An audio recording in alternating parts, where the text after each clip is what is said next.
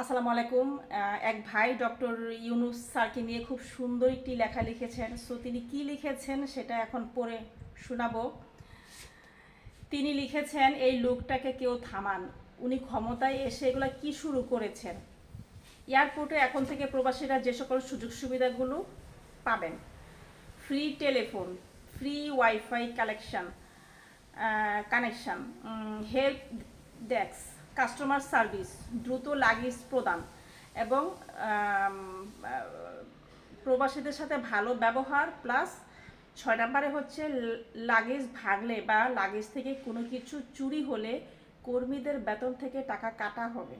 মানে এখন থেকে প্রবাসী ভাইরা আপনারা যারাই বিদেশ থেকে দেশে আসবেন, আপনারা বিমানবন্দরে আর এই হয়রানির শিকারটা হবেন না। এবং সর্বশেষে তিনি লিখেছেন, কোনো ঘোষণা দিল না, সেলফি তুললো না, নেতাকর্মীদের নিয়ে ফুলের মালা গলায় পড়লো না, সংবাদ সম্মেলন করলো না, বাবা এবং স্বামীর স্বপ্ন দেখলো না, সন্তান আর স্বজন হারানোর কোনো বেদনার কাহিনী ছাড়াই একটি ফোন করলেই সব কিছু ঠিক করে ফেলেছে। আসলে শিক্ষিত লোকেরা কথা বলে কম, চিল্লায় কম, কাজ করে বেশি। সেলুট জানাই ডক্টর মোহাম্মদ ইউনুস স্যারকে। দেখছেন, ভালো কাজ করলে প্রশংসা সবাই করে।